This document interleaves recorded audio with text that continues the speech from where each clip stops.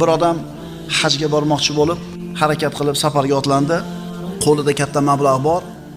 Qo'yib ketgani bir ishonchli odam istab topa olmadi. Keyin masjidga boray, masjidda bo'ladi bunaqa ishonchli odamlar dedi-da, masjidga kelib namoz o'qiyotgan odamlarni kuzatdi. Namozxonlarni bir chekada turib tomosha qilib kuzatdi.